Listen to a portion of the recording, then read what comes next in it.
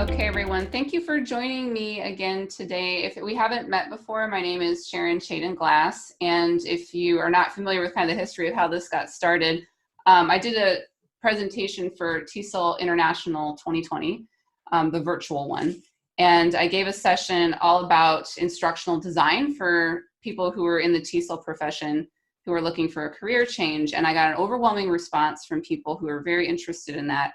And so that's kind of where these sessions grew out of, and it's kind of moved on to including basically any education professional, because I think there's a lot of overlap between instructional design and anyone who's from the field of education. So I'm going to hand it off immediately to our speakers so we don't lose any time. Our speakers today, in the order that they're going to speak, first is Heather Cardes. Did I say your name right? Cardes? Excellent. Kristi Oliva, Laura Hoyer, Tyler Whitaker, and Brandon King. So I am going to, if you are, I think most of you already have, but if you haven't already, go ahead and mute yourself. And I'm going to spotlight Heather, and she's going to share her story about getting into instructional design. All right. Thank you so much, Sharon. I'm so excited to be here and talking to everyone. It's a full circle for me to have this group of folks from TESOL and instructional design coming together. So really happy to chat about sort of my journey. And there may be a toddler that might make an appearance later. Hopefully that won't happen. Nap time is great. But yeah, so I graduated with my MA TESOL in 2012. And when I graduated, I sort of wasn't really sure exactly what I wanted to do, but was really drawn to the community college environment. And so I did some teaching with international students, grad students in the Bay Area is where I'm at. And then got a adjunct teaching position at a community college near where I live, and I really enjoyed it. It was there that I learned about sort of using an LMS, teaching with an LMS, but our particular ESL department was starting to do hybrid courses, which, as you can imagine, if you worked in a community college setting, the people that we were teaching had, very, very low level, from beginning ESL to more advanced, but their technology skills were also not as high. So I was excited, but also nervous about how we were going to be conducting an online course for students that didn't even know how to use a computer. So I took an online teaching certificate program that I found really helpful. I put together a curriculum for this, and also advocated for them to provide digital literacy training for the ESL students who are going to be taking these hybrid courses. I ended up actually trying to find a full-time job, but having it being, as you may be familiar, it's challenging and competitive in the community college setting. So I sought to look for a different kind of job that was still using skills that I had, right, of teaching, facilitating. But what I ended up doing was working for a nonprofit that was focused on digital literacy, which was the first sort of jump that I took. So I got really more into train the trainers, and developing, working with stakeholders. We received a grant from Twitter for Good. So I worked with people at Twitter to develop training for their community technology center. So those are all kind of like the little steps that also then led me to we converted our in-person volunteer training to be online. And that's where I discovered this thing called instructional design. And I was, love at first sight is what I've said. I haven't looked back. I ended up, I think in this community, people are all really interested in learning, and we're kind of all self-taught. So I did as much as I could to research and learn about instructional design. I joined a meetup of learning design professionals, started networking. At that point, I had my son, so I was taking a break from work. And during that time, I started connecting with people that were currently working in instructional design or learning design. I wasn't sure if I wanted to do program management or actual instructional design until, so I listened to lots of podcasts, because we all know there's tons of information out there. I connected with people, and then eventually was actually recruited for the job that I'm in right now, which is an instructional design consultant, and we are embedded basically, and our client is PG&E, so we are working with technical training. It's been a journey. I've learned so much over the last little over, I guess it's almost a year and a half now, being in this job, and I think it's been great. I think I covered all of the bases for me in terms of that. But if there are other questions that come up, or if there's any other topics I should touch on, let me know. Okay, awesome. All right, Kristi is actually going to, she's restarting her computer because she said her connection is not so good. So I'm gonna put her a little bit later on. Laura, would you be willing to talk next? Sure. Okay. Hi, I'm Laura Ware. I was a middle school English teacher. I did that for about 3 years. So my bachelor's degree was actually in middle level education. And when I decided that education really wasn't the best fit for me, I wasn't quite sure what I wanted to do. So one of the things that I looked into was what about teaching really brought me joy or sparked passion. And a lot of that was the curriculum development and lesson planning. So then when I dug into that a little bit deeper, I said, wait a minute, this is a whole career path called instructional design. So I actually decided that I was going to pursue getting at least a secondary certificate in it, and potentially pursue my master's degree if I really liked it. So when I decided to start my master's degree, I applied for an internship, a summer internship. And I figured that that was a good way for me to test the waters and not really lose out on anything. If I didn't like it, I could just go back to school in the fall. And if I did, then I could continue with it. I was so lucky that the internship that I had was awesome. It was at this really awesome company that really let me explore all of the cool things that I wanted to do with training. So, for example, I made a board game as part of one of the trainings for adults, and it went over really well. But that really kind of solidified that was the path that I wanted to follow. So my internship was extended, but I couldn't be hired full-time after that because of budgetary restrictions. So then I moved on to instructional design in higher ed. And while I liked it and I liked being able to see the ultimate impact on the students, it wasn't as creative as my internship was. So I continued to move on, and I got a job at a really large company. And I liked it, but there was a lot of, well, this is the way it's always been done. So yeah, which is very frustrating, especially when you're creative and you want to try new things. So you get a lot of, this is the way it's always been done. But I mean, it just told me that that wasn't the right fit for me. So eventually, actually this time last year, I got hired back full-time at the job where I was an intern. So I'm doing all of the stuff that I love to do at the company where I fell in love with instructional design.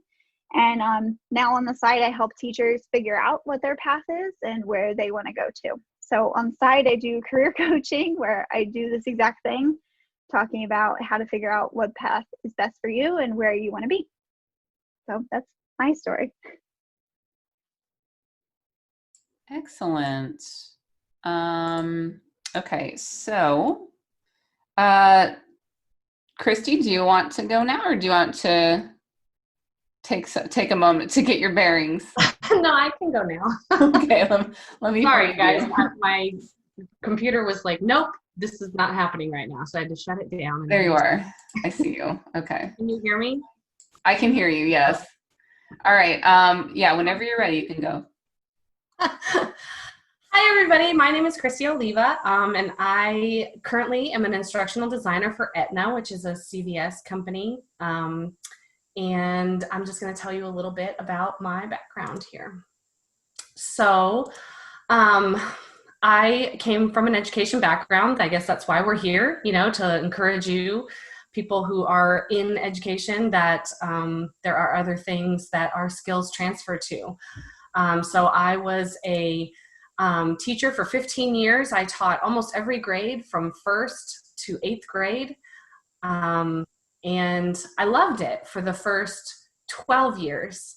But my last 3 years just, and I think it partly had to do with like personal stuff going on in my life at the same time, but I just was not enjoying it anymore.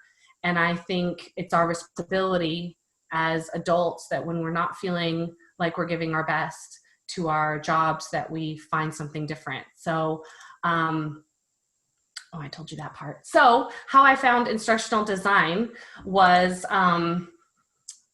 you know, I was just looking for what else do I qualify for as an educator? And it was really difficult to find something besides moving into administration. You know, I think that's the first thing that most educators think of. They're like, oh, well, I can become a principal, or I can teach in college. And really that's what I thought I was going to do. I was like, okay, I'm going to go back and get my master's and maybe my PhD and become a college professor. So I enrolled in the master's program and was getting my master's in curriculum and instruction, and started applying for jobs on the side of just like, what can I find? And happened upon an instructional technologist job for Lipscomb University here in Nashville. And I went through the entire interview process with them and got all the way to the end, didn't get the job, but I know that that happened for a reason, because it introduced me to instructional design. I had no clue that there was such a thing as instructional design. I get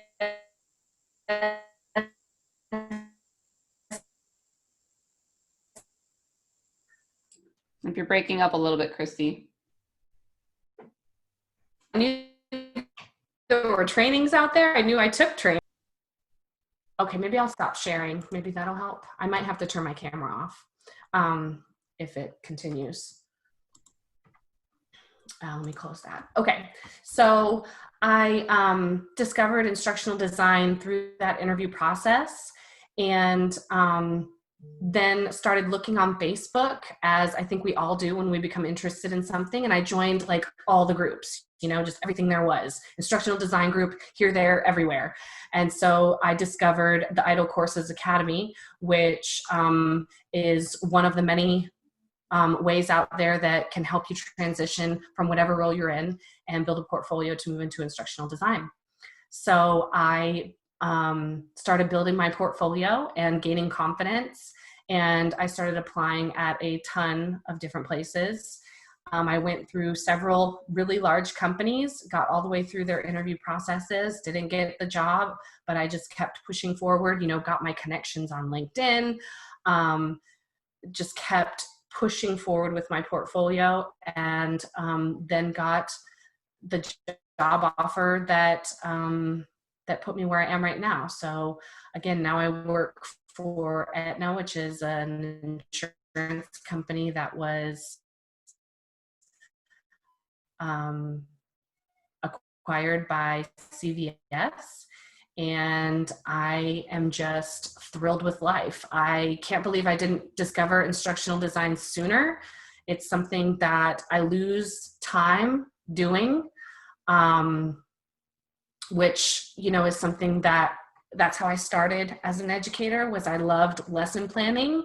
And this really transfers what I love the most about teaching near the end of my teaching career. I didn't really like being in front of the kids anymore. It wasn't fun for me to, you know, to do that stuff anymore, but I loved making the lesson plans, but I didn't want to have to give the lesson plans, teach the lesson plans. So this is like my perfect fit. And I think that's where teachers can use their skills the best, is if you have been a teacher, then you know how to lesson plan. You are an instructional designer. You have been designing instruction for a large population, a diverse population, and you do have the skills. I didn't really get to see very many other people present, so I don't know if I missed any comments or any topics that I was supposed to cover, but that's how I got into instructional design. I think it is one of the best moves made in my life for my own personal happiness. Become an instructional designer, it's really starting to boom and come into the forefront of people's minds as a really great career. Thank you, Kristi.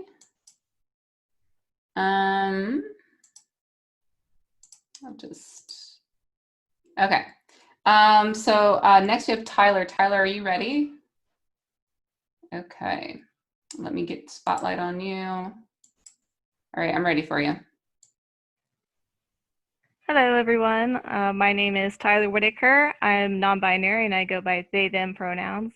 It's great to be here, and it's so interesting to hear everybody's stories and just being able to pick and choose, like, that's me, that's totally me, that happened to me. I can definitely see myself in everybody who's spoken so far. So a lot like other people have said, I started out sort of in education, and realized I didn't really like the teaching aspect, but I liked creating the instruction. So my background is that I studied anthropology, specifically linguistic anthropology. I have a master's degree in linguistic anthropology. And after I got my master's, I was fortunate enough to start working with the Native American tribe that I had done my thesis work with. And what they're doing is trying to revitalize their one of their heritage languages, which is Tunica.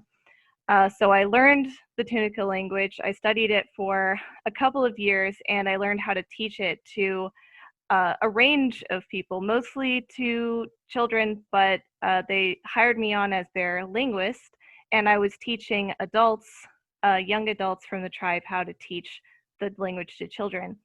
So it's very meta in that way. And there were a lot of different aspects of that job. Being a linguist, I thought it was going to be mostly research, but there was so much. There was project management, there was instructional design, and there were so many different skills that I learned, and I got to explore a lot of different facets of jobs and figure out, what I liked and what I didn't like so much. So when I was sort of ready to move on from that job, I applied to a lot of different things, and a couple of things I applied to was like technical writing, being a transcriber, and one thing that I applied to, I think LinkedIn just suggested to me, was an instructional design position. And I actually did get an interview with that position. It's funny looking back now, the questions that they asked, like, what is your process for creating lessons? I know now what the answer that they were looking for, but at the time I really didn't know anything about instructional design. And, I was honest. And I think looking back now, from what I've learned, I'm come so far from where I was then. So the first time I really started diving into instructional design was, I think, about this time last year. I had been doing instructional design type work without really knowing that that's what it was for about like 5 or so years, creating games, creating lesson plans, just figuring out how best to relay this information. And yeah, but I also went to a linguistic conference, the Linguistic Society of America, and there was a breakout session there too, which was, you know, linguists outside, linguists beyond academia. And I really, really wanted to get away from academia. And so that was another place where I heard instructional design. So like Kristi said, I dove into the community on Facebook, and I took some courses on edX, and I was really trying to find very affordable resources. And after that, the beginning of this year, I moved on from my linguist job, and I was doing a lot of different volunteer work. And that's when I really started to learn not just, instructional design in theory, but I started to actually be able to connect with other instructional designers and be on teams. I volunteered with Design by Humanity and with an organization called the Rumi Initiative, and with some other ones. And from there, my LinkedIn network just boomed, and my resources and skills that I acquired just increased exponentially. And I was able to actually get some contract work from that as well. So that's what I've been doing for the last few months, is actually being able to do contract work and work in the field. And it's just amazing to me looking back at where I came from, and knowing how much I know now. Excellent. All right. Last person is Brandon. And I'm going to find, there you are. I see you. All right, Brandon, it's all yours. All right, thank you. So I guess my my story ends up being kind of like everyone else's, right? Like, I felt like I was going through a winding educational journey with a destination that I kind of had in mind, but I only had that destination of, being a teacher in mind, just because I didn't understand that instructional design was a thing. So, I mean, even back like in elementary school, middle school, high school, I was always taking TA positions, mentoring, tutoring positions, anything. I just really enjoyed teaching. What field? Didn't know, just knew I wanted to do it. So when I hit college, I thought, well, maybe I'll try something different. So for some reason, I got it in my mind I was going to be an industrial engineer. So because I was great with math, so I was like, oh, well, maybe I'll do industrial engineering, and then maybe I'll get a teaching certificate. I didn't really know how things worked. So I did that for a while, and I did some mentoring programs and was happy with it. And then I got to differential equations, and I was like, nope, I'm done with this. So I went back to back to the drawing board, and I'd always really enjoyed Spanish, and I've been keeping up my Spanish classes, and my family was from Spain. So I was like, I think I'm going to stick with Spanish, and I'm going to learn about literature and my culture more, and see where that takes me. So I spent time working on Spanish, and I got my BA in Spanish languages and literature, and also my master's in Spanish language and literature with a specialization in the modern Spanish novel. But part of that training is learning how to teach. In order to pay for my master's degree, I took another teaching assistantship, but it's kind of mislabeled, right? Because you don't really assist anyone, you just do the teaching. And you have to design a bunch of material. It's really not assisting, it's just, you just do it. And during the course of that, I started finding ways to improve the way that we were teaching using technologies that we had available, and collaborating so that we could normalize the materials and testing and all those things, and preparing our students for their oral proficiency interviews and all those sorts of things. So kind of fortuitously, our language coordinator ended up leaving on maternity leave, and I lucked into the language coordinator position, and started coordinating everything. Well, as soon as I hit that position, I realized that I did not have all the tools I needed in my toolbox for directing a bunch of other educational professionals, especially ones that didn't have a lot of educational experience, just kind of a love for the subject. So when I was finishing my master's degree, I started applying for PhD programs, and I applied to a bunch of Spanish programs and some linguistics program, but then I lucked on to a program that really combined my love for technology along with my other interests in language and linguistics, and just really kind of a broad range of subjects. So I ended up getting accepted to the SLATE program at University of South Florida. It's second language acquisition and instructional technology. And part of that program is instructional design. So I was able to take some courses that gave me a better foundation on how to bring my technology as a solution, as an educational solution, into applicable places. And I started learning about instructional design as a career. So all this time, I'm also teaching any class that I can get offered, from TESOL to more Spanish classes, doing teacher education courses, anything that I could get my hands on. You know, they always kind of shift you around as a TA as you start moving on out. But I was also working in our graduate school, and ended up taking a full-time position in the graduate school, working for the graduate dean and the university provost. And as part of that job, I needed to help organize how the international teaching assistants were going to come in, and do all the accreditation and those kinds of things. So I ended up creating an ITA handbook and creating a bunch of training materials, which was completely different from just education, which a lot of instructional design jobs actually, they're more to deal with training and compliance and those sorts of things. But I was able to do it in a fairly organized and accessible way. And I think actually there was an article in the TESOL newsletter about the ITA handbook or something like that.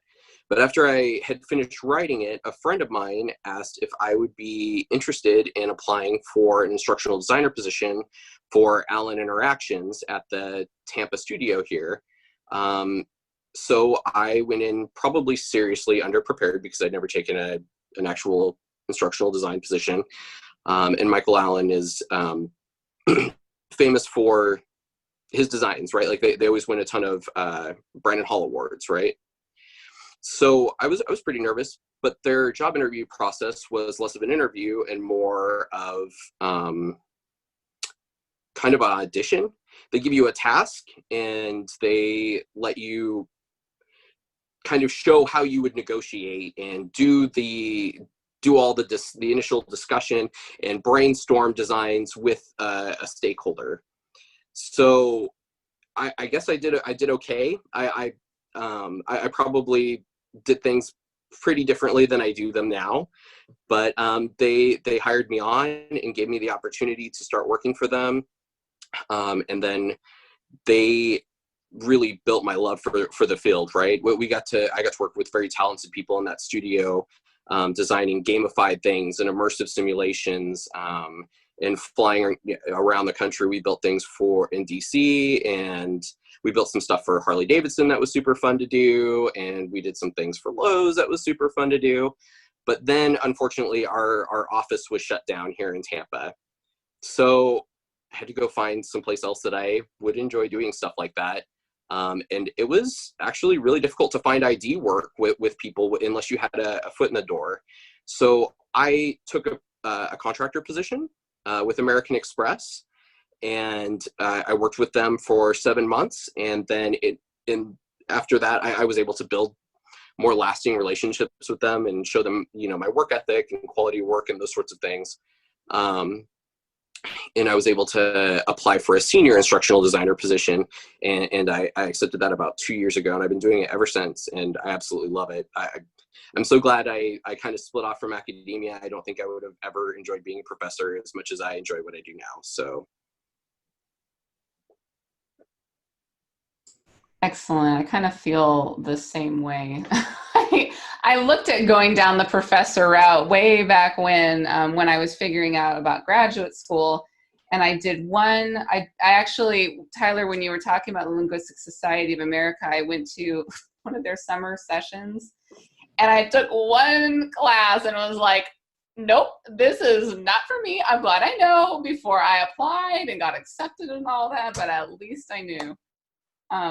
So I was watching the chat and I noticed that some people were talking about portfolios being really important, and that's absolutely right. I wanted to mention, in case you didn't see in the email, that the TESOL Career Path Development Professional Learning Network is going to have a webinar on creating an e-portfolio for the instructional design search. And actually Leslie Early, she's here, she's gonna be one of the speakers. And if you're interested in that, it's on October 29th at 4 p.m.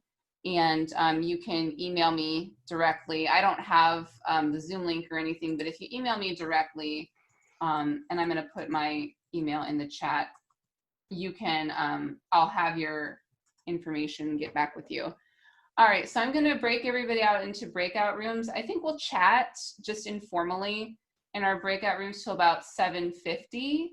And then we'll spend the last 10 minutes together for a whole group Q&A. So when you get your invitation, you can go ahead and go to your breakout room, and I'll keep a couple people will not get invitations, and that's just so you can stay here and talk to me.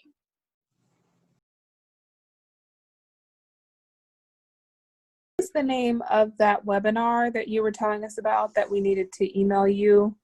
Oh, okay, so I kind of have the idea. I don't remember the exact title. It's something like making an e-portfolio for the instructional design search. Okay. And it's being put on by TESOL International's Career Path Development Professional Learning Network. Okay. All of that and in a bag of potato chips. So that's October 29th at 4 p.m. So if you are interested in that, I'll drop my email again in the chat, and I'll also, what I'll do is I'll put the feedback form in the chat, so and that has the information too, and it'll let me know if you're interested in that. I'm going to open it up now for Q&A.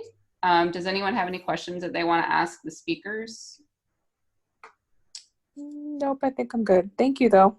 Yeah. Brandon, are you still here? He is. Okay. Am I off? Anyways. I mean, we hear you. Do you want me to bring Brandon No, up? I didn't hear. Okay, so I guess if he can hear me, that's fine. I just didn't know. Yeah, so Brandon, hi. Sorry, I'm in the dark, so so you get to enjoy that with me. What I'm interested in is how do you you actually have been in situations where you go to another company and you kind of diagnose or something like that. So what tools do you use, or what kind of process, or is there a class, or what do you call that, and how does someone become more skilled in that? So I had the benefit of shadowing some people at Allen Interactions that were very used to doing it for a lot of years, and that's how I learned how to be more independent with that. But I mean, Allen Interactions does offer classes on their successive approximation model. I think one's coming up. I would look for them on LinkedIn, but they talk about the successive approximation model. It's an agile model. They call it SAM, and it really is all about iterative design and working sort of on the spot with rapid prototyping, asking the right questions, and just really getting right to the design part without a lot of the time spent up front with ADDIE, where you spend a lot of time building something that might be the wrong solution before you ever try it. So just as an example, let's see, one was a good example. So I was building some courseware for Municipal Security Board in DC, and we would go there like all the time. It'd be a room full of lawyers in there, and we would just pull up a computer and just listen to what they're describing things. We'd ask questions like, what do people get wrong when they go to buy a bond? What do they not understand? What pitfalls do they have? And we start just building stick figure-y kind of ugly interactions and ask them if they think people would learn from doing this as just like a simulation or something like that. And they usually provide a lot of feedback. So, but you have to get very comfortable using technology kind of on the spot. And I know that freaks a lot of people out, but trust me, as you try it and do more of it, you get more comfortable. And just ask them questions and get them to fill it in. I had trouble. I was listening to one podcast and they were talking about stakeholders and so forth. And I had trouble. The person that decided that they needed my role in the company as a freelancer then didn't want to answer any of my questions about the situations where they felt like they would like some improvement. And like, I asked, like, if this was the kind of company that they would record service calls, or they would have, conference calls and stuff like that. But he'd always say he would provide me that stuff, but he never actually did. So I couldn't diagnose it, I mean, how do you get all your people tend to skip that whole evaluation step. Like, how did the project go? How did things get developed? They tend to skip it and go right on to the next project. So I really try not to, but it does happen sometimes. So I mean, if you were working with me, I would definitely give it back to you. We call them grows and glows at American Express. And we try to do them all the time to keep our IDs moving. But I mean, companies do this to themselves too, where they make designs and they get all this feedback and then they never read it. So, I mean, it's sort of a pitfall. Yeah, maybe not my job for somebody or something. Thanks. Mm-hmm. Yeah. Okay. I'm going to come back out here. Julie had a question. Julie, do you want to ask your question? I'd love to. Thanks for offering this opportunity today, Sharon, and thank you for all of our presenters. Absolutely. So my question is regarding when we look at the population of very experienced master veteran teachers and experienced materials writers and designers, what would you advise insofar as making the jump in ID from possibly working with education or higher educations to more traditionally the corporate client? Thank you.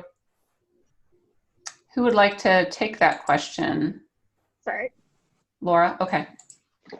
So I did just that. I was a teacher and I moved into corporate. So first, I would remind you that you've done instructional design work. So you just need to be able to communicate that to somebody in corporate. So some of the things that we've been talking about earlier, like Brandon just mentioned, SAM, that's one model that you should be pretty familiar with. And then the ADDIE model is like the really super common one.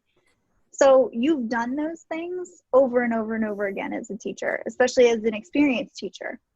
So when you go to speak to corporate, I would just be really prepared to speak to the results of what you've done.